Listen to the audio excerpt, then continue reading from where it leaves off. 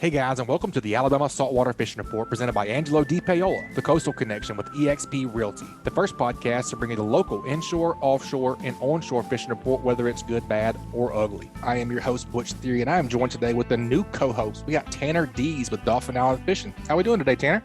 I'm doing good, Butch, man. Thank you so much for having me on. Thank you for letting me be a part of this co-hosting thing. It's been awesome being a part of the podcast, meeting new people and meeting you, just kind of learning a lot. And this will be really cool to be part of the co-hosting, and maybe we can do this some more times. For sure, man. It's always good to have new perspectives and new information and just new brains. I mean, to be able to interview these guys better. I mean, I really enjoy interviewing the guys and just learning things from them. And it's pretty cool to be able to bring people really good information each week. So thanks for your contribution as always. Well, thank you so much for having me on, dude. We were just kind of talking about it a minute ago. The podcast is so awesome. The people that you have on here that contribute, Captain Richard and Captain Bobby and Patrick Garmison and all those captains there, and the insight that they can offer and the hours. So much knowledge, dude. Just so much. The hours that they spend on the water that other people can't access. I mean, my dad, he doesn't live here anymore.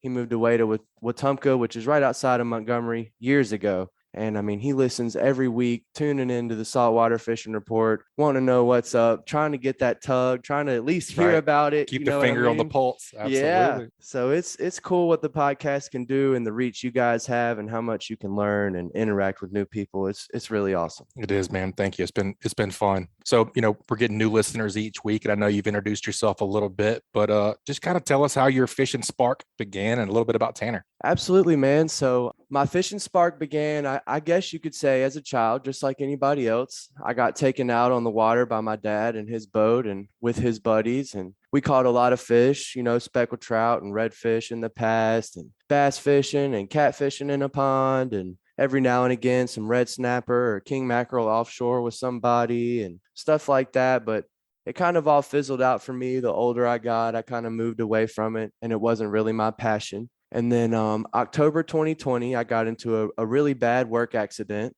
and kind of got put on my butt. I was down and in a wheelchair for a few months. And on the injured list for sure. Yeah, definitely on the IR. There's no doubt about it. So coach sat me down, told me I was going to be done for a little while, sit in the wheelchair, rolling around, wishing I could move around some, and finally was able to. And I moved on. I got up out of the wheelchair, started walking a lot. And my therapist, he told me I needed to walk more. And I said this before when I talked about it some. I got real tired of looking at my apartment. You know what I mean? That parking lot gets old. So I started going to the beach, started walking around there some, tolerating it as much as I could, and started fishing when I was going. And it kind of all clicked. I really fell in love with the scenery, with fishing, with the atmosphere, the people that I was meeting. I was making a lot of friends on the beach. It was just great. You know what I mean? And catching fish, loads of speckled trout, loads of redfish, and just learning and immersing myself and all of that. And then catching some bigger fish like jack crevalles off the beach, and moving on from that, fishing in a canoe and other stuff now. And it's just really developed a lot from my injury and the passion that I found there. And so that's how I found fishing. And now I run a fishing report called Dauphin Island Fishing, and it's on Instagram, and I'm on Facebook, Tanner Deas, Deas.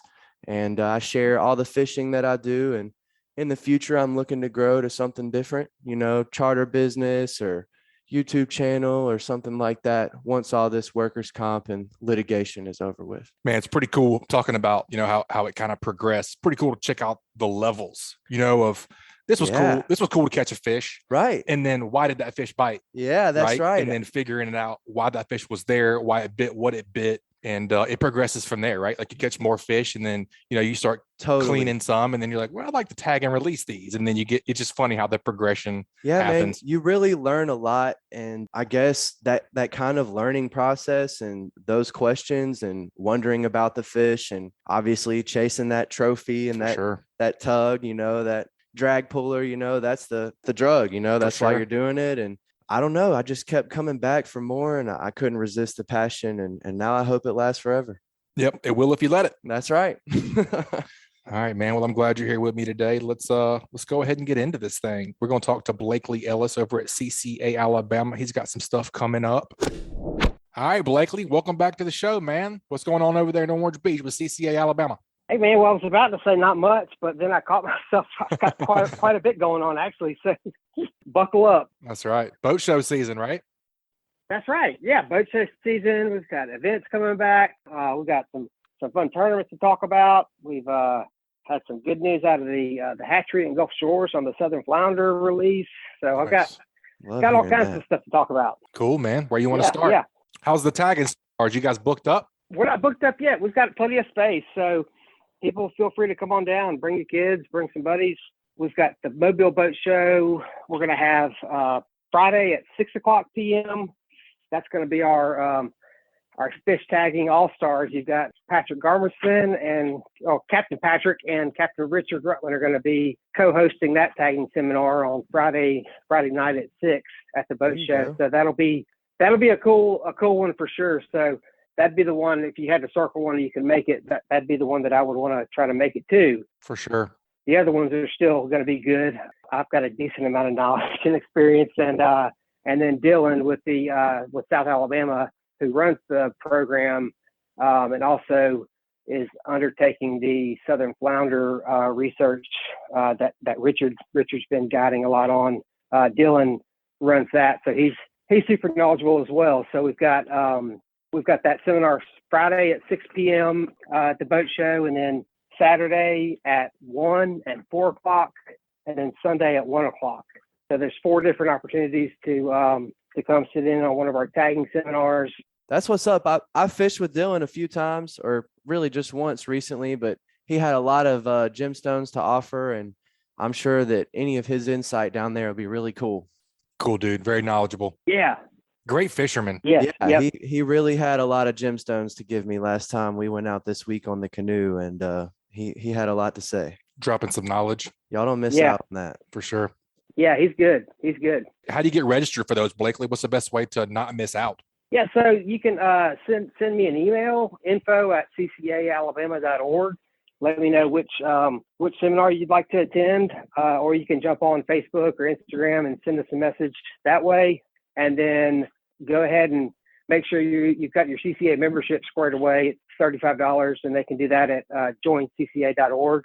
And those are the only 2 requirements to participate in the program: is that you come sit in one of our seminars, and then that you're a CCA member. And that's to get a kit. If you're not sure if you want to sign up yet, if you want to just come to one of these just to see what it's about and then make your decision afterwards, that's totally cool with me. We Nice. just want to have those things checked off before we turn over, $100 worth of fish tags and a tagging needle. Before you start stabbing innocent fish, Makes a you lot need to of know what sense. you're doing. Yeah, you're going to mess up. It's going to happen.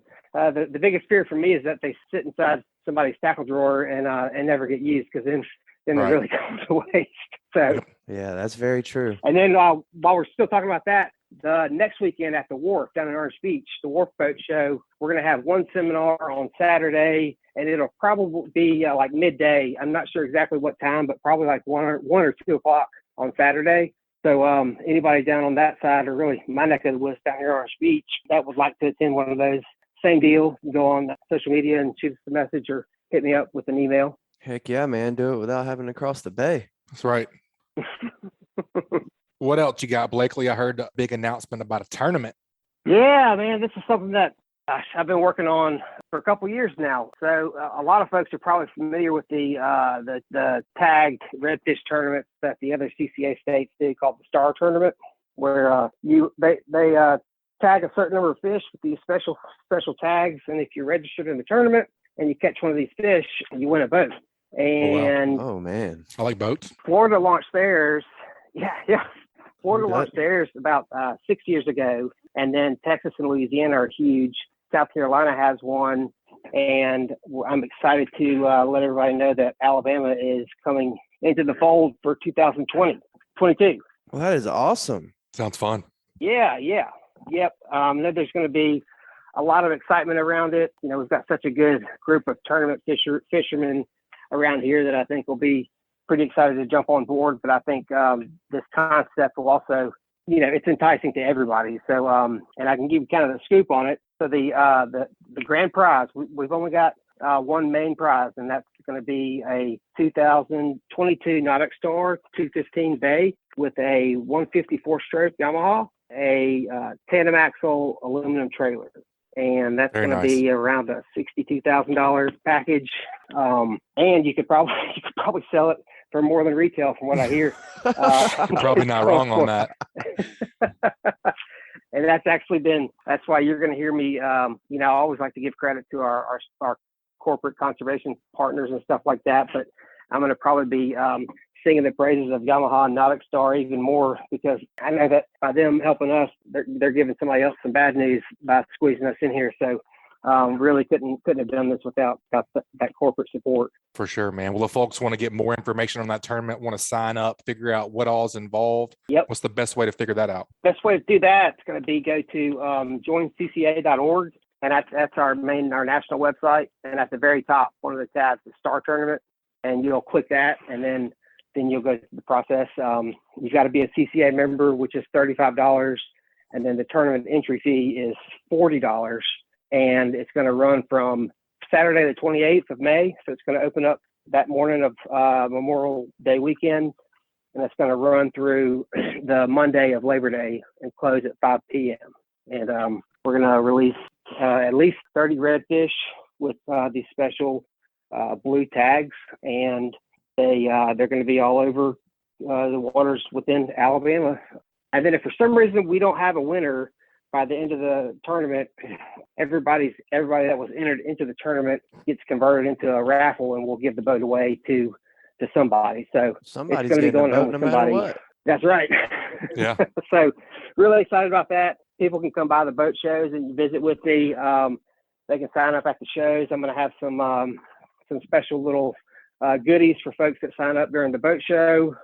We've got some early bird sign up packages that we're putting together, and you're going to hear me talking about this a lot the next few weeks and months. Really excited about it, and I know we're going to see some good support from our anglers here in Alabama.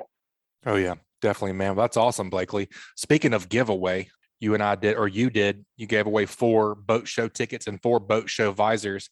And I just tallied up the results, and it was a landslide. Taylor Morrow's little brother completely mopped up on the likes on that picture of that big trout that was tagged. So, well, there you go. Yep.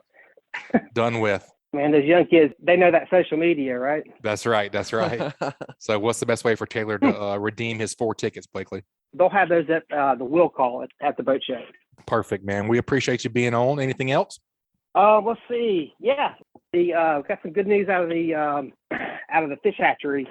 Oh, that's right. So they had their most successful southern flounder spawn at the hatchery ever. Wow. Let's go. And if you'll recall, we've been supporting this thing from cradle all the way to release here, because we invested $200,000 in equipment at the actual hatchery that is just used for flounder. We've been, helping with those broodstock tournaments. And so I'm excited to announce that they smashed all previous year's records, and they released right at 100,000 southern flounder in Mobile and Baldwin County. That's incredible. About a week and a half ago. So golly, that's amazing. Yeah, it's great to hear. Yeah. I know they had some trouble there for a little while. Yeah, that's really awesome, man. Yeah, it was tough sledding, but it was really, really good to see that finally turn the corner and be so successful. And we're going to have a couple of those big broodstock female flounder at the boat show next to our booth in the Saltwater Fanatics tank. So very cool. The big girls. Check out those That's big right. mamas. I like it, man. That's very cool. Yeah, I'll definitely come check that out. It's a very cool tank. Yeah, for sure. Awesome, man. That's I think that's all I got for now. Awesome, dude. Well, we'll look forward to hearing from you next time, man. We appreciate you being a sponsor of the Alabama Saltwater Fishing Report and Great Days Outdoors, as well as everything else that you guys do, man. Yeah, you bet. Thanks, guys. All right, Blakely. Thanks for being on. We'll talk to you next time, buddy. Okay, thanks. All right, folks. We have a great Alabama Saltwater Fishing Report lined up for you this week. But first, let's see who's making the show possible. This week's Alabama Saltwater Fishing Report is brought to you by Sportsman Marine. Sportsman Marine has an extensive tackle selection of anything that local anglers need for saltwater and freshwater fishing, as well as boating accessories. They have the largest selection of the slick lure in Mobile and Baldwin County. They have AFTCO, Pelagic, and Saltwater Fanatics apparel along with other local brands. Go check out their Edgewater, Wellcraft, and Vexus lines of boats. They offer engine services with 5-star Yamaha and Mercury mechanics. Also, If you're looking for a street legal electric golf cart, go check out their Atric golf carts. Sportsman Marine on Highway 98, and they also have a downtown location next to Mr. Jean's Beans in Fairhope, Alabama. And also brought to you by Gulf Coast Shows, the Mobile Boat Show. The Mobile Boat Show opens March 11th at the Mobile Convention Center. It's the biggest show on the Gulf Coast with the best prices of the year on boats, accessories, tackle, and more. Whether you fish the Gulf or cruise the Bay, you'll find a boat that fits your budget. The Mobile Boat Show is the place to get all the information you need to get out on the water, and it's fun for the whole family. March 11th through the 13th at the Mobile Convention Center with lots of downtown parking. It's presented by Hancock Whitney Bank and worth the drive from anywhere. To find out more, go to gulfcoastshows.com. And also, Admiral Shellfish. Admiral oysters are available at select restaurants and can also be purchased by the public at Bonsecore Fisheries, Inc. and Ahi Seafood in Fairhope, Alabama. Call for availability. From a simple, nutrient-dense appetizer at home or a shucking party with friends, Admiral oysters will steal the show. Follow their adventures on Instagram at Admiral Shellfish Co. All right, Tanner. We're going to get down and get our first report of the day. We're going to talk to Chris Vecey over at Sam's Stop and Shop down in Orange Beach, Alabama. I know he's been doing some land-based stuff, so I'm sure you'll enjoy that, be able to pick his brain a little bit. But That's I know right, he does all kind of stuff. So let's just get the report. Welcome back to the show, Chris. How are we doing today, buddy? Man, we are doing fantastic. A little bit rainy today. This weekend's going to be a little bit chilly. It might be a good weekend to get in some maintenance on your boats and your skiffs and some things like that. What you been up to? I've been fishing quite a bit. Y'all can do all the maintenance and stuff in the cold weather this weekend. I'm going further south to go snow fish. Where are you I'll going? let y'all have it. Down at Tampa and Crystal River. Gosh, There I want to you be go. Chris when I grow up, dude. Right. He's escaping the Dude's the always in winter like temps. Cabo or somewhere just living the lavish life. The last thing you want to do is grow up. That's where you mess up. That's true. That's true too. Maybe I just want to be you, not grow up and be you. Yep. A big man child like me, pack a kayak in your truck and just disappear every few days. Legit. I heard that. I got a canoe sticking 10 feet out the back of mine right now. That's right. That's Never know right. when you're going to be ready. Yep. So what you been up to, man? Walk us through it. You know, you've been doing some land-based stuff. Just tell us kind of last couple, 3 or 4 or 5 days. Walk us through what you've been up to. Pretty much, last week did some sight fishing for redfish for a couple mornings, mostly down there, Fort Morgan. There's a lot of fish laid up in really shallow water, actually on the north side. And like some of those mornings, the water wasn't that bad as far as clarity. So you could really, you could see those fish from a good distance. We caught fish up to, I think the biggest one we had was 41 inches. You're talking schools of red, some of them 32 to, over 40 inches laid up in anywhere from, 8 inches to 2 feet of water. And That sounds fun. most of them it's as much fun as it gets, really. They haven't really been particularly picky. Some of the schools, like the smaller ones, the just over slots, they'll eat just about whatever you throw at them. The bigger fish, especially when you find the singles and pairs, anytime they're by themselves, they tend to be a little bit more gun shy. But if you can get into those groups of fish where you got, a dozen fish or more in a school, they're usually more competitive with each other and they're going to eat. And there's been some drum mixed in too, smaller black drums. So it's been a lot of fun down there. Cool, man. What have you been throwing for these fish? I've been throwing flies at them, but I had some friends with me this week, and we mostly threw plastics at them. Because they're fishing shallow, you're having to scale down the much lighter jig heads, but you still got to have a pretty substantial hook on there. But we've been throwing like 4 and 5 inch plastics. When the water's real dirty, I'll usually go with something real dark, but because the water was relatively clear, we were actually throwing the best color by far was bright pink. Yeah, I was just about to ask what color was working for you. And bright pink plastic tail, I'd get into talking brands. There's a bunch of them, of course. We threw both Saltwater Assassins and Mirror Lure tails. I really don't think it'd matter. The main thing is just that profile and having that color from the hone in on. As far as flies, I threw stuff that was both, darker, like olives, black, and then I have a kind of a little blue crab pattern that was working really well on them. So Really cool. they're chewing pretty good. They're definitely not that spooky. It's just a matter of getting your fly close enough to where they can react to it. Do you notice that there's a time of day that the bite is better when you're sight casting these redfish or not? As long as you got water moving, they're going to eat. If I'm sight fishing, that's the thing that seems to surprise anybody that fishes with me is if we're going sight fishing, everybody say, you want to meet at like 6:30? I'm like, I can't see anything Right, at 6:30. right. 9 o'clock. That's why I like sense. link fishing. Link fishing is like 9 a.m., like to 2 p.m. That's what's up. Well, that's the thing is as long as I've got tide movement, we got tide sweeping across those areas, moving food, and I have some sunlight to see, we can catch a fish. Okay. Now, we were doing really good on Thursday morning until that tide peaked. Once the tide peaked, the fish just kind of got lazy, lounged around. You'd actually see them. I tried to take a picture of a couple of them, but the picture came out terrible. But, you'd come up on them. They'd literally be laying on their bellies on the sand, not moving. And those fish you probably could have dead stick the plastic, or even like a craw.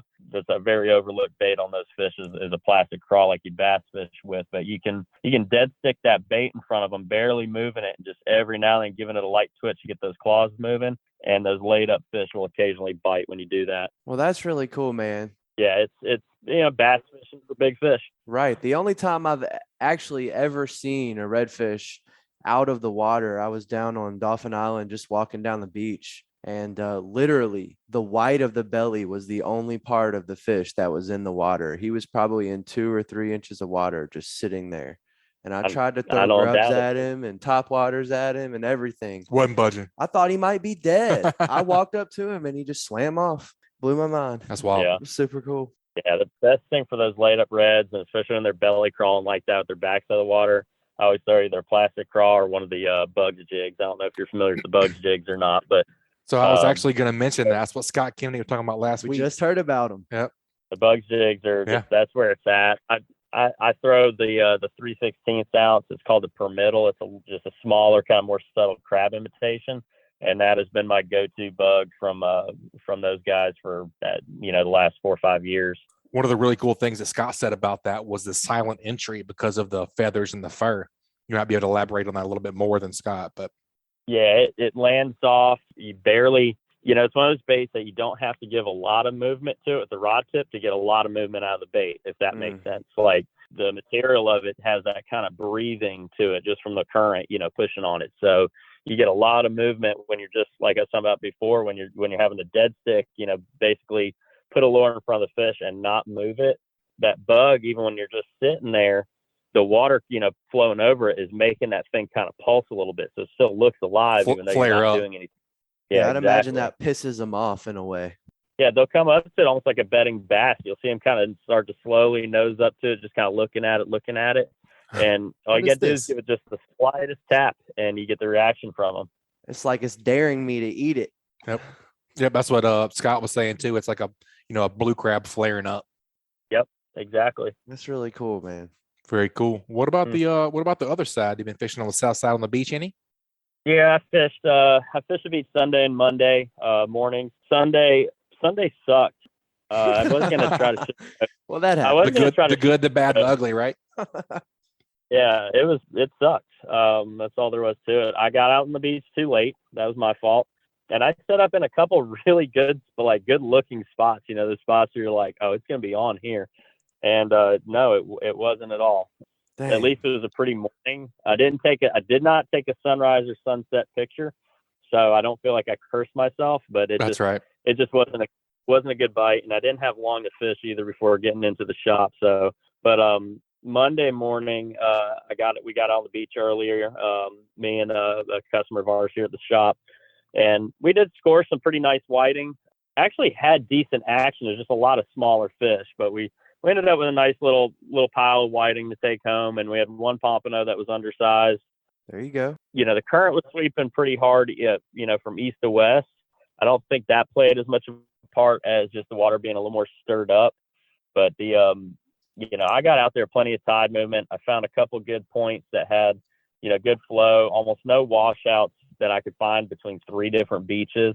So I was just having a look at the outer bar and try to find those, what I just call bottlenecks, where that outer bar comes in closer to the beach and kind of forms a funnel. And that's pretty much what we're trying to focus on, since I couldn't find any good washes. Well, that's a really good tidbit for somebody walking down the beach, trying to find something to fish and what to look for. With those whiting, I know, just kind of from my own personal experience, quantity is out the wazoo. There's always a lot of them. But is there a time where you find better quality with these whiting, and a time where you find targeting them and catching bigger fish is better 1 or 2 times a year or something like that? If I had to go whiting fish any time of year, it's going to be, I'd say I'd pick the rear half of March all the way till the end of April, and then again in November. If I was going to pick 2 months, April and November. That's when I always catch my biggest whiting. March can be really good, but I don't know. The thing about whiting is just like any other fish. They do tend to school by size. So if I get in a spot and I'm catching a bunch of dinky whiting, yeah, every now and then you might pull a bigger one out of it. But if I've caught 10 whiting and all of them are 8 to 9 inches long, I'm usually going to move. Okay. I never seem to catch a big fish, or any quantity of big fish out of the middle of a bunch of small ones. So I just end up moving. Now you will get a pompano will come through. That's kind of the gamble there, is that just because you're in small whiting, that does not mean a pompano is going to move into that spot and take your bait. So, that's just, that's something you got to make on the fly in your head and make that decision. But I rarely stay put for too long in any spot if I'm not catching quality fish. That definitely makes sense. Same thing with speckled trout. There's a couple of big ones mixed in with the dinks every now and again, but usually it's dink fest or not. That's right, man. Yeah. So one thing that I've learned from you guys doing this podcast is those whiting usually hang pretty close to the beach. Like within 10 yards, right? Yeah. Sometimes I catch them 3 feet off the beach, like right there. Yeah. If I can get them, if I can target, like if the waves aren't too bad where you can put your baits pretty much right in where the waves are peaking and breaking, that's where I feel like I'm going to catch most of my bigger fish. But you get those little pockets in close, that's when it gets the most fun, because if you have those pockets in close that have deep water, and the waves aren't breaking them, you can go down a really light spinning tackle and just a split shot and a hook, or even a smaller pompano jig and catch those whiting doing that. That's way more fun. Yeah, I have done that. My buddy, he's got a size 1000 pin battle, and we've definitely yanked some Light whiting tackle out. Yeah, it's super fun. Mm-hmm. So whenever you talk about you mentioned picking up a pompano every now and again while you're whiting fishing, are you fishing multiple rods this time of year in different, alleys, I say, or are you fishing everything up close? Kind of walks through your setup this time of year, or does it change? Yeah, I'm definitely interested to hear about this. The answer to all those questions, yes. If I'm set fishing, and anybody that's fishing me any amount knows that I really, to be completely honest with you, I really hate set fishing, but yeah, me too. It has its time and place. And yeah, if I'm gonna get out there and I'm gonna kind of lay claim to a little washout or something, set rods, I'm always gonna fish at least 3 rods, if not 4. And okay, I'm gonna put them at different distances, and I'm gonna have different baits on them a lot of times. And I really feel like having an option and bait supply makes a very, very big difference. I don't like showing up to the beach with just shrimp. I don't like showing up to the beach with just, fish bites or sand fleas or something like that. I'd rather have the full spread. Now, if there was one bait, if I had to pick one bait to show it with, it'd be a ghost shrimp without a doubt, because that's basically the crack of the surf. Yeah, fish crack. But I really believe in having variety. And one thing about like the fish bites, for example, if I get out there and first thing I do, because, getting baited and all that takes a little bit more time. So usually before I've even packed my rods in the truck, a lot of time I put a piece of fish bites on them, because when I get to the beach and I get my spot set, I throw a rod out as fast as I can, just to have, because you're not fishing until your line's wet. And if we can get bait set, if I get that rig out there with the fish bites and I'm getting hammered on it, then I'll put out another rod with just fish bites. And as long as they're just hitting fish bites, I'm not messing with bait at all. Why would I? That saves you a lot of time. They're tougher. Yeah, it saves you so much time, and you're not wondering, is my bait on there? You're not worrying if you threw your bait off. It's definitely on there. And I would say like last year in particular is probably the best example, because the entire month of March, I guarantee I caught at least 70% of my pompano on just plain fish bites without using any kind of bait. So it just simplifies everything. Wow. Well, that's pretty cool. Pretty much from what I hear is, I go hit the surf a good bit, but it's really boring and it's hard for me to want to do it very often. So I feel your pain as far as surf fishing. And I think it's a little bit different on Dolphin Island than it is over in Orange Beach, Fort Morgan, Gulf Shores as well. I think so too. I think the fish that we catch, as far as set rig fishing on the island, less pompano and for sure, probably more hard heads or whatever. There's no telling. Lots of whiting over here, but typically I'm just, 2-rod Tommy. I'm out there, I'll throw one 10 feet, another one 20 feet. And if it's not good, I'll change those. And I'm not putting 3 or 4 surf lines out, and I am catching fish, but I'm not increasing my chances to come up on a good fish like a pompano or something like that, by having 3 or 4 lines out. And, the whole bait supply thing, having multiple baits, that's typically not something I do. Multiple baits to me is, especially if I'm surf fishing, it's just shrimp, whether they're fresh or dead or live or whatever, and fish bites. And typically I hardly ever go for sand fleas or ghost shrimp unless I'm like really dedicating a lot of time to be out there. Set rig fishing. Yeah. Yeah. And, makes sense. My girlfriend, she loves doing that. But when I'm by myself, I'd rather walk the beach and target trout or from what I flounder can tell, or she whatever catches else. more fish than you too. Hey, you be nice. But what you're saying is, is just kind of increasing these lines that you have out and changing your distances and having multiple baits or just going with fish bites and seeing if that's what works kind of increases your chances to get fish for people who are on, trying to do this, vacationers or trying to go target some fish with their kids, especially if you're wanting to do good fish. Right. This is a good tip. I mean, this is a lot of good stuff right here. Yeah. I mean, the main thing getting out on the beach, of course, or getting out fishing period is, just going. I like to, especially when I'm fishing by myself, I pick a target and I'm usually pretty stubborn. I'm going to fish a certain way for that certain species. And that's not others. you. You're not going to be stubborn, are you? Sounds like but then there's, knows.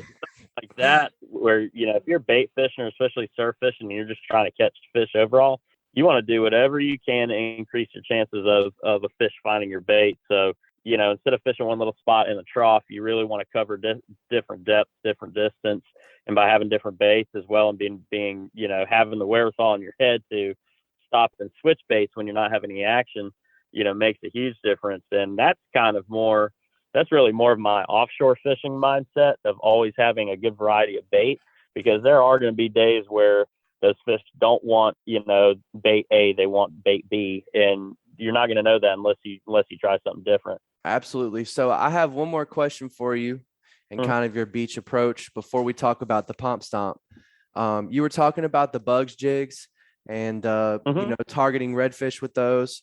And, you're talking about fishing off the beach. Well, I was saying that I love to fish off the beach and target trout. That was my main staple that kind of really made me fall in love with. Yeah. Made me fall in love with fishing and just kind of turn this into my passion. And so I see other people, Southern Salt kayak fishing. He targets trout a lot with those bug jigs. Is that something that you've done? And use the bug jigs for trout. And when you are trying to target trout on the beach, what's your approach? What are you looking for, and what do you like to use and throw and all that? Yeah, I mean, first question as far as whether I use the bugs for trout, I'll be honest, I don't use the bugs as much for trout. I usually, if I'm back in the bay, there's certain, like a jerk bait to me is always going to be my go-to for trying to find a trout. Okay. But I fish twitch baits, I fish top waters a lot, and then I like to have flukes, just weightless flukes as well. But on the beach front, a beach trout, especially, off Gulf Shores, Orange Beach, Fort Morgan, how it is. Beach trout versus inshore trout are two completely different animals. Oh yeah. They're obviously I agree. They're more aggressive. Yeah, they're more aggressive. They're generally bigger on average, definitely heavier bodied than the inshore fish.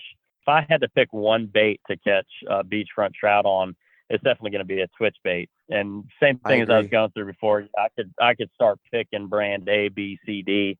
I'd say the Miralure MR17 has probably caught more trout down here than a lot of different twitch baits. Yeah. But I've really taken a liking to the Yozuri 3D inshore twitch because the hardware on it to me is superior.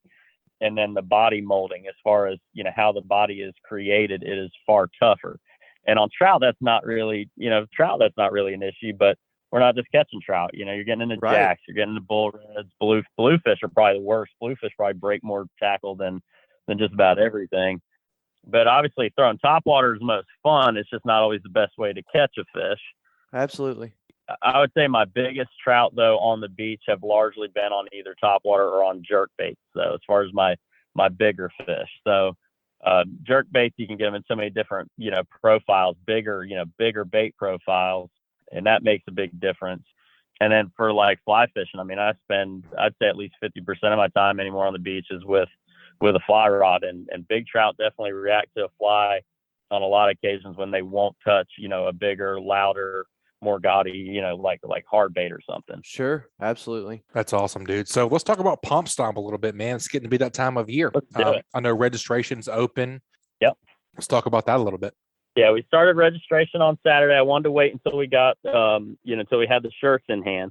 Last year, we had some delays on getting the tournament shirts, and with each registration, you get a shirt with your registration. Well, because there was the delay, by the time we had the shirts in, we had 94 registered anglers. So we had to do a lot of calling people. Oh, it's just the backtracking, trying to get everybody their shirts was a nightmare. So I held off this year until we had shirts in hand. We finally got the shirts in hand. So Saturday we opened registration. Registration is $25. $25 for a 5-week tournament.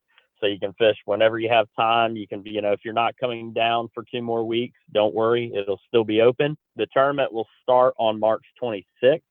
That's a Saturday, and then it will end on April 30th, the last day of April, which is also a Saturday. So it's 5 full weeks, and during that time frame, we should be able to get in on the 2 main spawn cycles. We're going to be probably a hair behind, at the start of the tournament, but we should still have, should have some big fish around, and then we should be through that full moon cycle again in April. So plenty of time to get it in.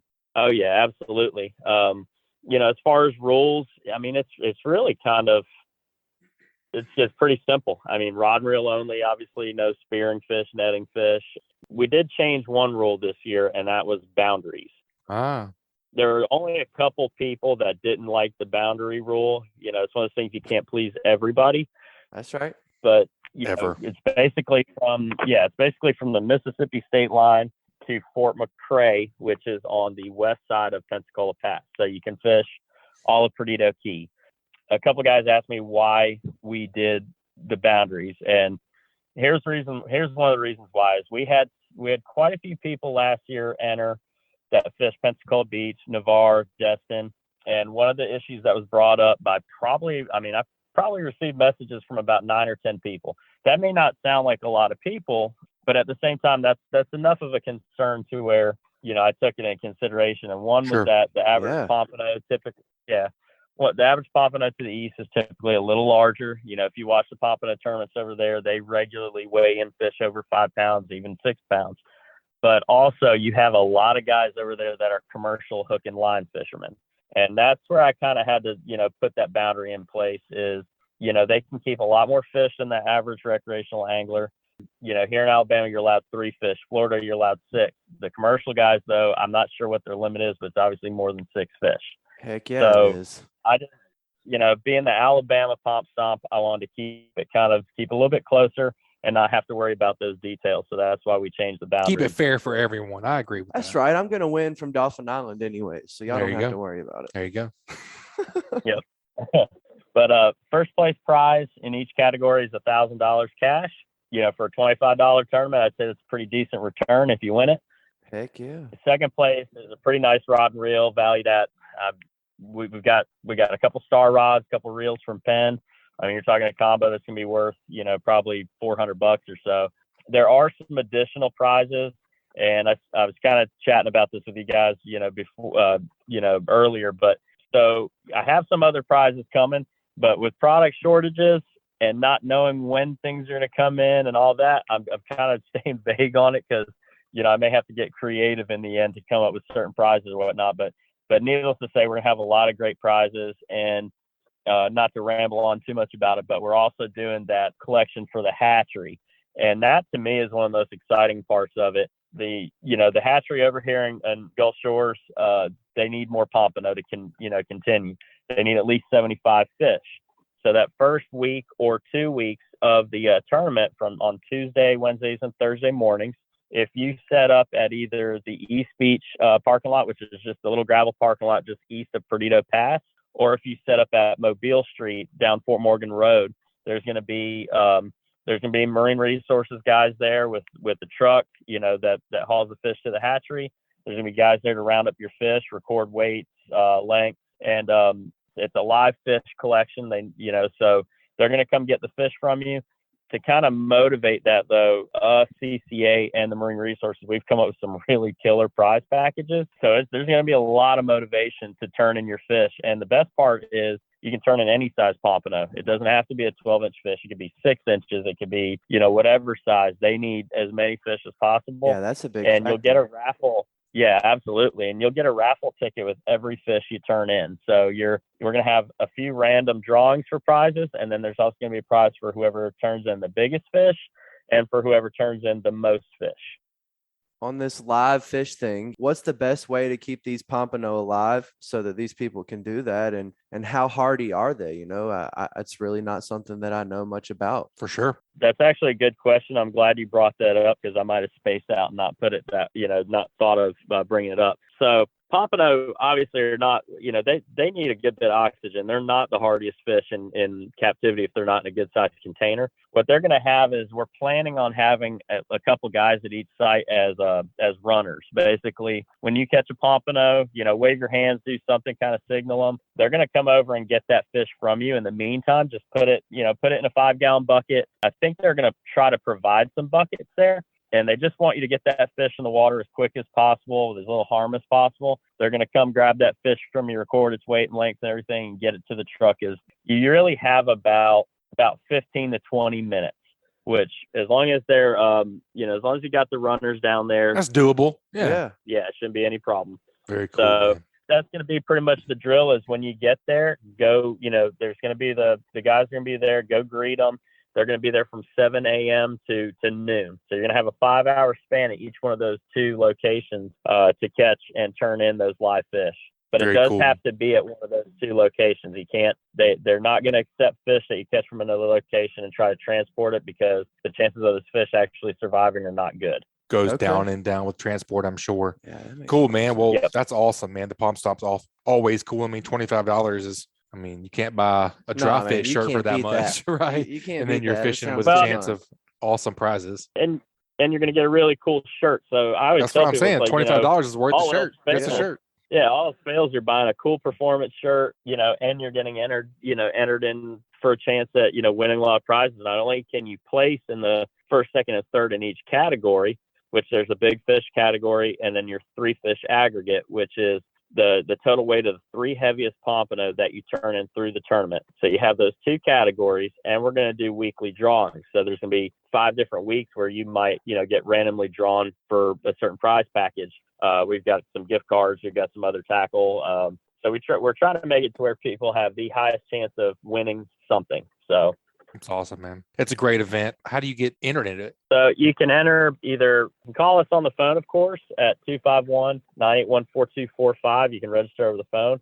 And then, of course, you can always come into the store to sign up. Obviously, to get your shirt, you would need to come by the store at some point to pick up your shirt. But we're open 7 days a week from 5 a.m. to 9 p.m. So, getting signed up is pretty easy, and there's plenty of time. Awesome, man. That's a great report. Even more great info about the Palm Stop, man. We look forward to getting involved in that. Yeah, man, that's super awesome stuff. I can't wait to participate and to Tanner hear already more said he's about going to how it's win, so you going. heard that Yeah, here. That's right. Yeah. I'm Absolutely. predicting it. You're challenging Tanner. Yeah. Off and on, basically. Very cool stuff, Chris. We appreciate you being on, man. That's what, 97122 Canal Road? 27122 Canal Road. Come and see me. I'll go see Chris. Go bother him. Give me my shirt. Always a great report, man. We appreciate you being on the show, man. We'll talk to you next time. Yeah, man. Thanks for having me. All right, guys. Let's take a quick break and let's hear from a few of this week's great sponsors. That segment was brought to you by United Bank. United Bank knows what an important role agriculture plays in our local economy. At United Bank, they are here to support local farmers with financial products and services designed specifically for agribusiness, including real loans for farmland, equipment loans, working lines of credit, and more. Truth is, they deeply value the contributions agriculture makes to our communities, and they help our local farmers build successful businesses. They want to see you succeed. Learn more at unitedbank.com or stop by any United Bank branch. United Bank, all loans subject to credit approval, equal housing opportunity lender, member FDIC. And also brought to you by Photonis Defense. Photonis Defense is proud to offer the PD Pro line of night vision systems. The PD Pro series is the world's smallest and lightest night vision goggles built around the Photonis 16mm filmless 4G image intensifier tubes and their hybrid filmless 18mm image intensifier tubes. The ultralight, ultra-compact night vision systems deliver cleanest image, best resolution, smallest, most transparent halo, and best overall performance and function of any night vision system available. The PD Pro line consists of the PD Pro M 16mm monocular, the PD Pro B 16mm binocular, and the PD Pro Q panoramic night vision system. Photonis Defense, masters of darkness. And also, Fishing Chaos. Fishing Chaos recently announced the launch of its new club module and a partnership with National Scouting Report to significantly enhance exposure, recruitment, and scholarship awards for high school anglers. NSR announced last month the addition of fishing to their already successful sports recruiting program. Fishing Chaos invites all high school fishing teams to create a free club on the Fishing Chaos platform. Clubs can hold tournaments within the high school team or invite rival clubs to compete in CPR, catch photo, release events, as well as live weigh-in events, as Fishing Chaos supports most any tournament formats. The addition of the new Fishing Chaos Club Management module allows coaches to easily communicate with the team about upcoming events. It automates the tracking of Angler of the Year or Team of the Year standings and collects angler results. Fishing Chaos will play a key role in recruitment by collecting data on tournament finishes. NSR will build angler profiles based on these results and other criteria important to college programs. If you're interested in setting up a free team club or a tournament, please contact Fishing Chaos today at fishingchaos.com or call Jesse Wilson at 256-508-1853. All right, Tanner, let's head on down and hear from our homeboy, Captain Richard Rutland with Cold-Blooded Fishing. What you say today, Cap? There we go. Man, we've been doing a little bit of everything, kind of in a, I would say, inshore wise for what I've been doing. Starting to enter into a nice little transition period here. Some fish are starting to show up on the outsides of the tidal rivers. Not really so much in Mobile Bay, more Mississippi side. Mobile Bay, man, the water is so dirty all the way from. I did like a little riding around the other day, and I ran from like Dog River all the way to the island, and then all the way to Coffee Island. Man, the water is so dirty and so fresh the entire way.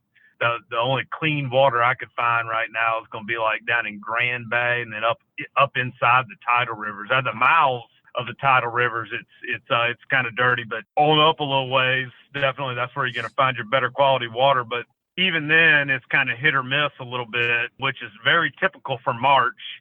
March is always what I call a transition month. So you're starting to find fish on the flats outside some of these areas, and then there's still some fish inside the rivers. So they're a little bit everywhere right now, to be honest with you. With as far as speckled trout and redfish and stuff goes, it's a little frustrating, but it's just a sign that spring is almost sprung or is springing. We're gonna have a real nice cool down this weekend, so that'll be interesting to see what that makes them do. I assume it'll pull them back into some deeper, more stable water, pulling them off the flats. Yeah, we got a lot of north wind coming. That's going to blow all the water out of the bay, and then that nice cool down. It looks like it's going to maybe get into the around 40-degree mark Friday night, and then Saturday and Sunday it's supposed to really cool on off into possibly going to have a freeze is what they're talking about. So and some hard north winds too, so it's going to be jamming. It's going to suck. Yeah, be cold. Yeah. We've me and the Bobcat got the Battle of the Grubs on Saturday. They're forecasting 25 to 30 knots of wind, man. We're struggling to find a place to fish, man, to hopefully win this thing. We're tied for first right now with another team for Team of the Year. We're going to try to sew that one up if we can, man. We're going to have to fish hard. We really putting our noses to the grindstone and trying to outsmart our competition. For sure, man. That's typical bog weather right there, right? Oh, yeah. Well, it's about time because we've had like basically 3 tournaments of perfect weather, so for sure it's only in bog fashion that the last one's going to be gnarly. It's going to be sporty. Yeah. That's serious. I love those days like that when it gets gnarly like that because I know you do. Man, yeah, I like it when it's like that. I don't know why, but it just makes you want it a little bit more when you go out there and compete. You got some tough conditions and whatnot. It makes me want to fish and try that much harder. So yeah, that's because you're not quite right in the head. That's why you like the crazy weather. You sound a little loopy over there. Oh yeah. Yeah. Hey Tanner, tell me something I don't know, Hall. Come on. So, man, talking about that, I don't want to give away any obvious secrets before the bog. I know stuff's pretty serious, but just talking about this crazy weather and the bad water you were just talking about. How do you approach this weekend, man? I mean, if you're going to fish Saturday, Sunday, or even in the next week a little bit, what are you looking at? I mean, I know the tides just flipped, right? So the tides they're getting back on track to be a little bit better. What are you going to be paying attention to moving into the next couple of days? So basically kind of our game plan is for the wrecking crew is going to be the thing we're trying to find is protection number one from all this wind that we're about to have on Saturday.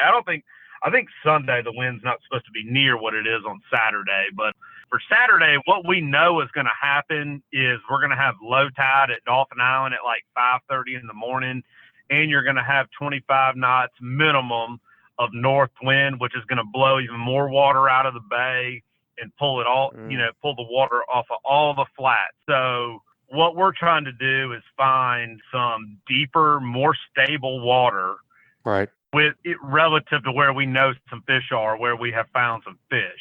So we have plans for about 3 different systems right now, and we hadn't made a decision where we're going to fish at just yet, but in relation to each one of those rivers, all of our game plans where we're looking around right now to hopefully be successful is going to be somewhere around some deeper water, and that's we always talk about, and Captain Bobby always talks about too, deep water relative to everything else. You know what I mean? So like Dog River, relative deep water is going to be like your 6 to 10 foot of water.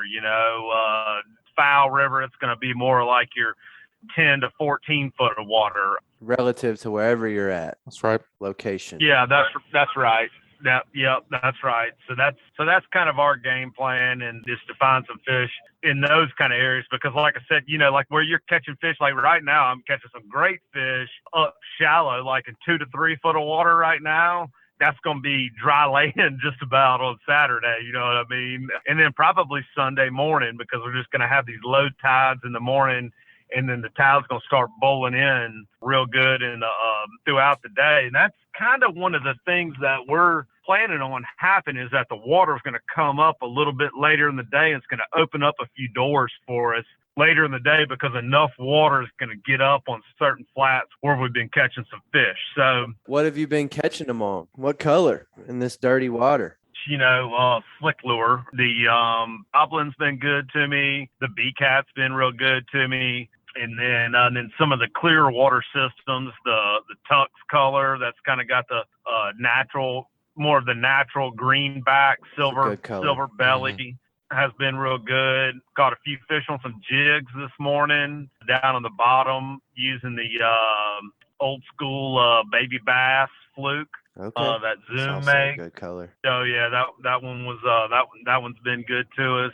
And then the little slick, the lemon color, like the kind of milky chartreuse color, has been producing as well on a jig head. Yep. I can't give away the location or anything, but that lemon color caught that 27-inch I was telling you about earlier, Butch. Good one. Yeah, big fish on a small lure, but it's a great color. Yeah, I tell you, I've always laugh at my buddy Eric Nelson, who used to tournament fish with back in the day. We talk about, kind of throwing big baits at big fish and everything. He was like, man, elephants eat peanuts, That's a fact. Right. That 3-inch paddle tail works more than you think. Yep. Oh, yeah.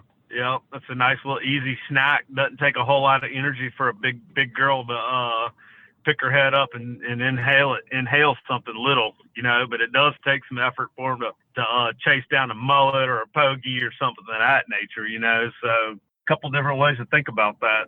For sure. What do we miss? What you guys been picking up on lately that we haven't covered? What you got for a tip? I'm just starting to, in general, just kind of look to the future a little bit and starting to want to pick up some of these fish that are going to start showing up on some of the flats in open water, like down in Portersville Bay, Grand Bay, Sandy Bay, all those little areas down there in the Mississippi Sound. Heron Bay is obviously another place that I'm going to be looking around at. That's where you're going to start to see a lot of these springtime school fish start to show up here in the next couple of weeks. And so that's kind of what I'm looking forward to. The other thing I'm really looking forward to too, that should be starting to happen any day now, is Dixie Bar and the bull red thing should start to happen before we know it. Big schools, huh? Yeah, it always seems like right around the wharf boat show is when it's kind of my little rule of thumb of when that's usually happening. That usually is about mid-March.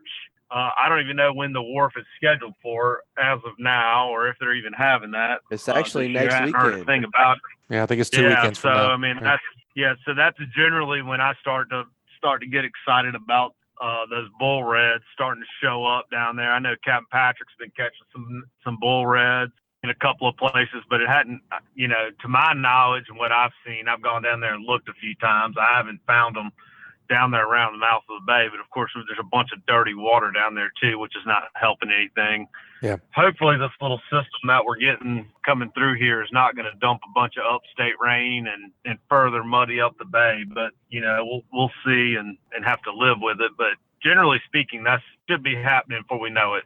Well, with this transition period, when do you expect to see trout, out on the beaches or in the shoals What's over next? here in Yeah. our area? Like, what do you think? Because, I mean, in the past week or two down on the island fishing land-based and in my canoe, I've been starting to see them, and most of the trout that I am seeing are legal. I don't know that I've caught an illegal trout at all. And my buddy Matt Swigham's, he just caught a 25 the other day at Little Billy Goat Hole. Right. So, I mean, they're there. But, I mean, when do you expect to see the majority of them there and maybe more of those bigger fish move in, just fish that aren't residential fish coming out of these rivers, coming to the shoals and to the beaches? That's right. For the most part, that's generally, as the calendar goes, that's usually about sometimes like an April game is when I always kind of look for that to happen. I have seen it happen earlier, like where like the fish are acting, April fish are acting like showing up in March. Right. And then I've seen it the other way too, so fish, I always tell everybody fish don't have a calendar that says, hey, I got an appointment at the Dolphin Island Shoals on March 28th. I got to be at. They don't keep them in their pocket. So on top of that, fish don't have a calendar. Wesley Holman's great tip last week was fish don't have pockets to keep their calendars in. Fish don't have pockets, man. Just That's so right. you know. That's funny. So I just kind of start watching the water temperature, and just watching a trend. And it's funny like in the springtime on you get like a little bit of a warming trend. That water temperature starts to sneak up into the low 70s and whatnot and stabilizes there for a couple of days. You'll see them show themselves for a little bit. And then it's like we'll get a little bit of a cool down and then they're gone, That's right. I think that's why I caught what I did. I just went with Dylan 2 days ago and it was a complete struggle bus. We couldn't find a trout. We couldn't find a flounder. We couldn't find a redfish. Hell, it was hard to find a sheep's head. Right. Yep. And that's the sensitive side of springtime is you got to kind of pay attention to the trend, warming or cooling trend. What's the going ups on and with downs. The water temperature? That's exactly right. But the one thing that you got going for you with the speckled trout is that right now we're kind of starting to see what I would call a little bit of spawning activity. We're coming up on the full moon, I believe, is next Saturday, not this Saturday, but next Saturday. And some of the fish we've been catching, I've got like a little bit of red on their bellies, like they're down on the bottom, kind of starting to act like they're wanting to spawn. And it's definitely been warm enough for them to want to get in that mood. But like I said, with this little cold front that we got coming through, it's probably going to change things a lot too. It's going to check all that up. Yeah, it's going to, I would imagine, shake up that whole trout bite that I experienced, and anything that was warming up down on the beach or towards that area, it's all going to get canceled out by this weekend. Yeah, you talked about the beaches. I tell you one thing, I'm always like Mr. Early on the beaches, right? Because the beach fishing is like one of my favorite things in the world to do is catching those fish on the beach. So I'm always down there in March and April checking those beaches, and I'm always striking out. But I tell you one thing I do find on the beaches kind of early, like in March and April, is redfish. I have absolutely had some ridiculous days on the beaches, sight casting redfish. Like when you just, when the water gets clear down there and you get the right conditions where you don't have a bunch of surf crashing in and stirring up the water, just I've had days where you've gone down there and sight casted 60 plus redfish in a day, on kind of on the Gulf side of the west end of Dolphin Island. Oh yeah. Whatnot, looking for the trout, Oh yeah, looking for the trout. And so, but that's usually, for whatever reason, every year, it's usually like a late April, May thing for me when they start to get out on the Gulf side. You'll have years where it'll be a little bit earlier than that, but man, it never hurts to go and look. That's for damn sure, That's right. Like I said, you never know what you're gonna find down there. I've had some just unbelievable days down there doing that. Yep, very cool. We actually just published the saltwater wade fishing tips for catching speckled trout in the surf, and that was an awesome article that you did in Great Days Outdoors. Oh, y'all posted my article in your magazine? It went published yesterday. Whoa, get out of town! We thank you for your contribution. Let's go. Yeah, always thank you for your wisdom. Yes, sir. Yes, sir. Well, man, that's an awesome report, dude. I know you got an offshore boat and an inshore boat. I mean, I think they announced today snapper season is going to open, May 27? Is that correct? Yep, that's for recreational. Yep, we're going to open up May 27. Yep, we're going to be not sure if we're going to get what we got last year. You know what I mean? They give us and they take us, but hopefully we'll have a nice little season this year. But yep, looking got plenty of openings, and for my offshore boat, got plenty of openings coming up, and I've got plenty open for spring break here coming up the next couple of weeks. Anybody's looking to get some kids out fishing, that's one of my favorite things to do. Take some kids out there, get them all excited and hyped up about fishing. That's always one of my favorite times. Heck yeah, man. You want to hit that hot May and June bite, you better get with me, because it's going quick. Lot of them. Yep, it's here. Oh yeah. Yep. They're going like Krispy Kreme go nuts when the hot sign's on, huh? I heard that. Well, that's what right, you want man. them to do. That's right. Well, folks want to get up with you and book a trip, what's the best way to get in contact with you? Yep. Check me out. I got coldbloodedfishing.com. We're on Instagram, Facebook. Call me on the landline, which is my preferred way, 251-459-5077. All right, Cap. We appreciate the report. And as always, be safe out there, man. Keep whacking them. We'll talk to you next time. Thank you, sir. Good talking to y'all. All right, folks, that's another awesome report, and it was brought to you by Riccadoni Family Dentistry. You're going to need a good dentist, so you may as well make an appointment with fellow angler Josh Ricciardoni. He provides services for all ages and accepts most dental insurances. Do not let an achy tooth ruin a day on the water. Call today to book an appointment at 251-342-6672. And also brought to you by the Hunting Exchange. In this day and age, we all know it's a struggle to sell hunting equipment on a large social media platform, and that's where the Hunting Exchange steps in. Hunting Exchange is an app for iOS and Android that gives you a one-stop shop to buy and sell your hunting gear. Whether you're looking to sell your bow, broadheads, technical apparel, stands, saddles, or anything in between, this secure platform allows you to buy and sell gear with confidence. As a buyer, each dollar you spend is insured by PayPal, and as a seller, there are no hidden charges like other platforms, and listing items is also free. Gone are the days of having listings removed from Facebook and worrying about being banned and removed from groups for wanting to sell something as simple as your bow or knives. So head on over to the App Store or Google Play and experience a new hassle-free way to buy and sell hunting gear by downloading the Hunting Exchange app today. And also, Alabama Marine Resources Division. The Alabama Marine Resources Division reminds all recreational anglers who harvest gray triggerfish, greater amberjack, or red snapper that their catch must be reported through Snapper Check. This includes vessels, kayaks, and shore anglers who possess any of these reef fish. Reporting is mandatory and must be done prior to landing fish in Alabama, regardless of where the fish were caught. Anglers can report to Snapper Check online at outdooralabama.com or through the official Outdoor AL app. For more information about Snapper Check or any of the 2021 fishing seasons, please visit outdooralabama.com. All right, Tanner, we're going to head down to our last report, but certainly not the least. We're going to get the report from let's go offshore, man. I know Captain King had a great offshore report. I'm excited. Yep. I'm going to talk to Captain King Marchand with the Lady Ann. What'd you say, Captain King? Oh, it's all going good, Butch. How y'all doing? Good, man. I have my co-host, Tanner Deas with me this week. Nice to meet you, Captain King. Tanner. Yeah, man, Tanner. Man, I got a bone to pick with you, Tanner. Oh boy, what'd I do? I saw a big mess up you had the other day. You was down there and you was sheephead fishing at the marina, and you had a big old sheephead. Yep. You just got him up on the boat. I don't know what you was doing. You had him on the measuring stick or something. And That sounds like me. Yeah, he flopped right off the measuring stick and went right back in the water. And you looked over your shoulder a couple times. Oh, you saw that? You looked over, act like you not noticed supposed to nobody see saw that. you. I'm gonna tell you one thing, man. Somebody saw you. Always. Well, dadgummit. Nobody was supposed to see that, but that did happen. That was a little over 17-inch sheep's head I caught. I was doing a little pre-fishing for a sheep's head tournament, and I was testing out a bump board that I borrowed from one of my followers on the Instagram page, and It happens. needless to say, I was not used to the bump board, and I lost my dinner. Back into the drink. That's right.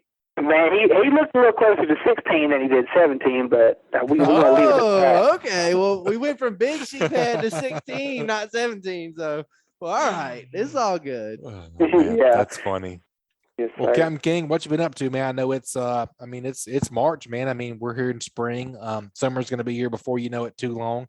I know you're booking trips, but what you guys been up to? I know you guys went offshore this past weekend. Yeah, pretty much just been up to tuna fishing. That's about it. You know, our season's just now getting kicked off, and we got a lot of trips coming up, a lot of sheephead trips, a lot of stuff. But right now is a good time for tuna fishing, and a lot of my customers are taking advantage of it for sure.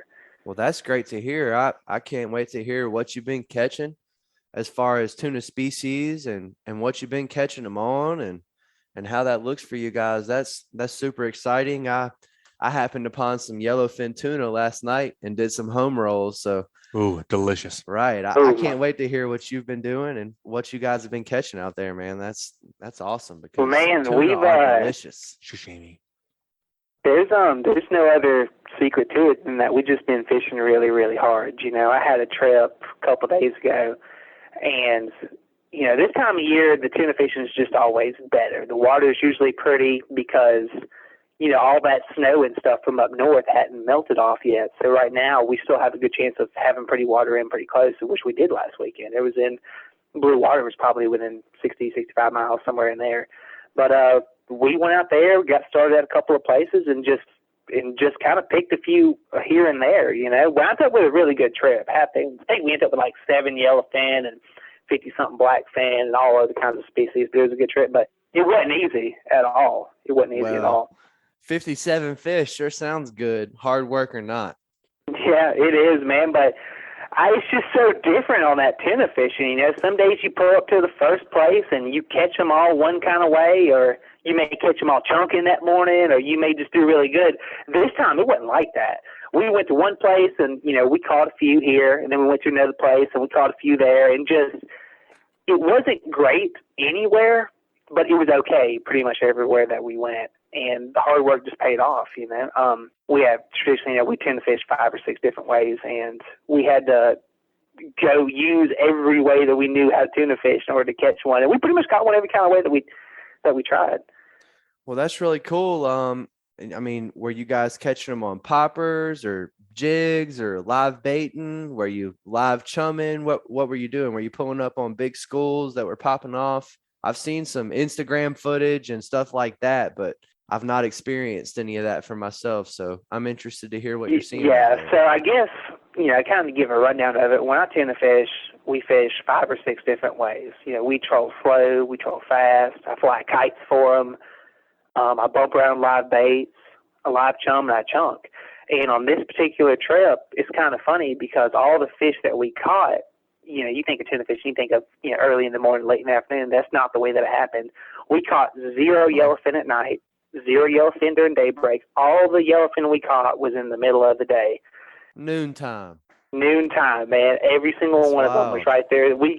We're right there. It's probably between 10 and 3 o'clock, I'd say. 10 a.m. and 3 p.m. it's about as That's noon awesome. as We it caught gets. some while we were chunking. We caught a couple of them live baiting. I caught some trolling. There was no particular way to really get on these fish. And even when we caught them one way, you'd catch a couple of them and then they would completely shut down and they would stop. So you had to use your other resources and try something completely different that's worked for us in the past. Okay. And it's just a total grind, man. The whole entire time was just Did you kind of find changing methods would yield a fish after you were fishing one way, you kind of changed methods and then you fished another way? Did that spark another bite? Oh, yeah, 100%. So one of these places, we trolled around for 45 minutes, an hour. We caught one, and then we didn't get anything else trolling. And so we sat there and we did the chunking method. I don't know how many people are familiar with chunking, but pretty much you've got some guy throwing over pieces of chum, and then you've got guys next to him with just a straight hook on, and they're sending that chunk back that looks just like the chum that's going in that chum slick. And we got on the bite, and we caught one, and then we caught two, and then we had two on at a time, and then just as soon as the fish came up, they quit, and it stopped. So, and we sat there and we chunked for another hour and a half because that's the way they were biting. And then, it seems like once the bite was over, the bite was over. So I guess let's say with that, man, when you get one on, you need to take advantage of them while it's going on. So Captain King, I heard that you've been catching a lot of these tuna. You're talking about meat chunking a lot for them, kind of chumming them up and then throwing out a free line of, fish chunk or whatever it is that you're using for bait for these tunas. Are you catching any on artificials? Are you slow pitch jigging them? Are you vertical jigging these fish? Are you catching them on poppers? Is there anything that you're doing to catching them on metal or hard plastics or anything like that? There's no way that I could tell you a specific way that we caught these fish. Like, it's different every time I go offshore. I mean, and I've even had years that are different. Like, some years we catch them all doing the traditional chunking method, like all of them. Like, all the yellowfin that we caught was all chunking. I had some years where we catch them all trolling small baits, and then I've got times where we catch them all live bait. And like, these fish, they're not like a deer where you can pattern that deer of what he's going to do. There's no pattern in these fish. And sometimes it's consecutive weeks that they bite this way. Sometimes it's days or hours, or sometimes it's the whole entire year that we catch them all using one certain way.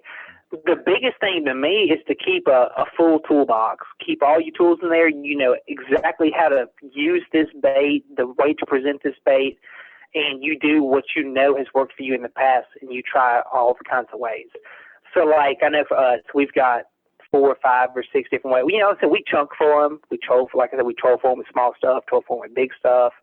And I use live bait, and you can present your live bait different ways. Well, what type of stuff are you trolling for them with? I'm sorry. I'm not somebody who knows, so I'm just curious. What are you trolling for these tunas? There's 2 ways to do it. You can troll with fast, with bigger stuff, like an islander, or you can put a big lure out there. Or you can troll slow for them with smaller baits, smaller dusters, smaller lines, smaller ballyhoo. And the difference, okay, so people maybe listen, the difference in the speed is when you're trolling a bigger bait, an islander or a lure or something, that lure doesn't actually reach its full potential until you get up to a certain speed. So let's say you're trolling a lure at 4 knots. You look back there and he's just kind of dangling in the water. He's kind of just making some motion, the skirt's moving. But when you troll that lure at 8 knots, he's coming up and he's gulping air. He's going back down and making a smoke trail. And he's coming up and gulping, and the whole lure seems to be working at its full potential. And I can't tell you why they like one over the other. They just sometimes they want that faster speed with that lure doing what it's supposed to do. Sometimes you have to go at a slower speed to where the lure is kind of use a lighter bait where it's kind of skipping on top of the water, resembling a flying fish maybe. As far as the trolling, like I said, there's only really 2 ways that I troll, slow and fast. And depending on what the fish are doing or what I caught them on dictates how I decide to troll and what kind of baits I decide to use. I don't know if that answers your question or not, but. Oh no, to me, that's just a big bit of information there. It's something that you probably wouldn't understand or know until you'd spend a lot of time out there doing what you're doing. And for anybody targeting tuna and listening to this thing and trying to do what you're doing, that's got to be a crucial piece of information and something that they take and just, kind of keep to heart and what they're doing and what they move on to do and how they fish the areas that they're fishing. So I really appreciate you sharing, and thank you so much for what you've had to offer. It's been great talking to you. Oh, yeah, man. Yeah, for sure. I appreciate y'all asking, making me dig deep in my box to figure out what I'm thinking about when I go out there. Well, we could sit here all day and bounce questions off of you. I could take these tuna questions and go to Wahoo and everything else. So we'll just leave it at what it is. But it's been a great time talking to you, Captain King, and can't wait to have you on next time. Yeah, man, I appreciate y'all guys. I really do. That segment was brought to you by L&M Marine. L&M Marine has something for everyone from small hunting boats, pontoon boats, to bigger bay boats and offshore hybrids. L&M Marine LLC prides itself on its customer service and knows how important it is to have someone you can trust and to be taken care of. They are locally owned and regularly support the community. L&M Marine provides superior customer service and has an entire team that consists of professional sales members, finance experts, service technicians, and a knowledgeable parts and accessory staff to support you.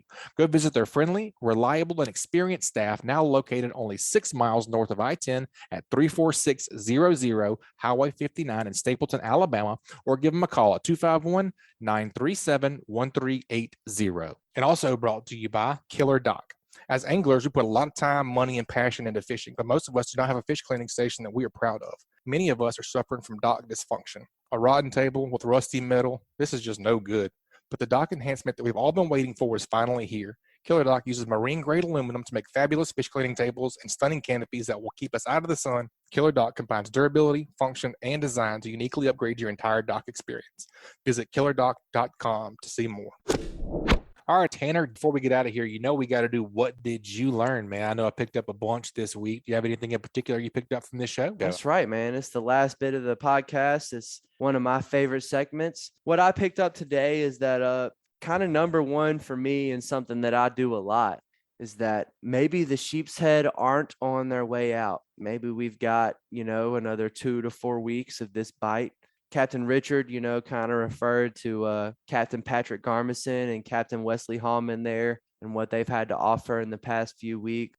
Maybe these sheep's head are going to stay around. They've got this cold snap coming up on Friday. We all kind of feel like it's shaking things up, and I definitely kind of expect it to keep some sheep's head around tight on the land, like I've been catching them on the pilings and on the jetties here. I don't imagine that they're quite at the oil rigs yet. So it was kind of not what did I learn, but a big confirmation to hear Richard say that maybe they're sticking around. And it was really interesting for me that the bug jigs were brought up again. Here we are 2 weeks in a row. Redfish get brought up in the middle of a speckled trout conversation or whatever, and bugs jigs get brought into it. So there's got to be something to that there, and what they've got going on. I've heard a lot about their trout rigs and kind of what they kind of make for speckled trout. And it sounds like Christopher Vecey hasn't had much success with those bugs jigs for speckled trout, but I have seen other people pursue that lure and have success. So, it sounds like bugs jigs is going to be something that I check out on my own time, whether it be for targeting redfish or for targeting speckled trout.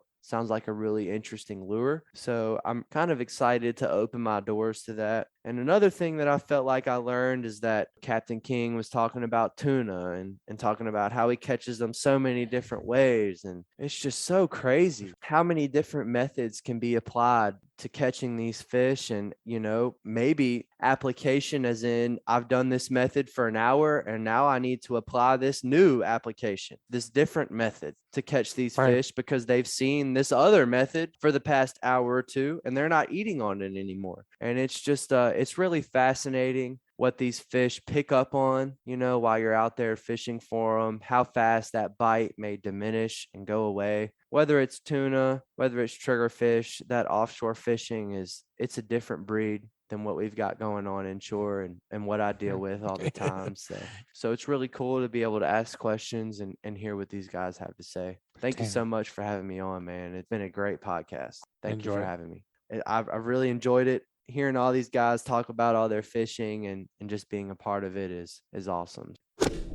That segment was brought to you by Foster Contracting, Fortified Roofing Pros. Do you need a new roof? Do you have wind or hail damage? You may qualify for a free roof. Foster Contracting will inspect and provide you with an estimate, stress-free, and they will handle your claim with your insurance. Your roof is your first line of defense this storm season. Sit back, relax, and enjoy your day. Foster Contracting has you covered. Check them out at www.fortifiedroofingpros.com or give them a shout at 251-447-2978.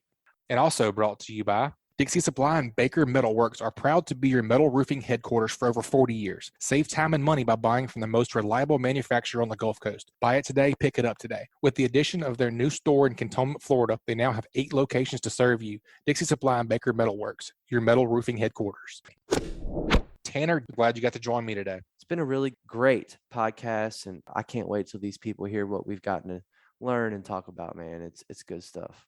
If folks want to follow your shenanigans and all your fishing adventures on Instagram and Facebook, what's the best way to follow you? If you guys want to check me out over at Dolphin Island Fishing, all one word, I'm on Instagram over there, and then I'm on Facebook as well at Tanner Deas, Deas. And if there's the rare chance that you're on TikTok, I'm over there at Dolphin Island Fishing as well. I've not produced any content on TikTok yet, but it's something that I'm going to open my doors to pretty soon. That wraps up another great show, folks. Please subscribe, rate, and review wherever you listen to podcasts. If you'd like us to email you the podcast each week, just text the word fishing to 314-665-1767. Again, just text the word fishing to 314-665-1767. Subscribe to our email list, and we'll send you the new show each week. You guys keep whacking them. We'll talk to y'all next week. This week's Alabama Saltwater Fishing Report has been brought to you by Advanced Transmission at Spanish Fort. Give the professionals a call who have been trusted on the Gulf Coast for over 25 years at 251-626-6061 or check them out online at www.advanced-transmission.com. And also brought to you by Bucks Island. They have new pontoon boats, bass boats, bow riders, and aluminum boats for sale. They provide boat service on all kinds of boats, even if they weren't purchased from Bucks. Visit them at 4500 Highway 77 in Southside, Alabama, or give them a call at 256-442-2588. And also brought to you by BoatersList.com. If you own or run a boat, you know how difficult it can be to find the right company for the task at hand. Sign up at BoatersList.com to find a company to work with on your next boat project. This week's Alabama Saltwater Fishing Report brought to you by me, Angelo DePaola, The Coastal Connection. Find us online at thecoastalconnection.com. And also brought to you by Hilton's Offshore Charts, bringing you the highest quality online satellite fishing chart since 2004. Your source for sea temps, altimetry, currents, and watercolor at hiltonsoffshore.com. And also brought to you by MB Ranch King. MB Ranch King hunting blinds and feeders are built to last, right here in the USA. They offer high-quality, easy-to-use corn and protein feeders that can be filled with both feet on the ground. Call Kevin today for more info or a quote at 205-807-2937. MB Ranch King, built in the pursuit of perfection. And also brought to you by Bahio Sunglasses. See more, catch more. Experience the clearest lenses on the planet with Bahio Sunglasses. Try on a pair at your local retailer or check out BahioSunglasses.com to see for yourself. And also by Test Calibration. Test Calibration is your source for sales and service of diesel turbochargers and fuel injection systems since 1976. Contact them at 800-822-0057 or visit them online at testcalibrationdieselandturbo.com.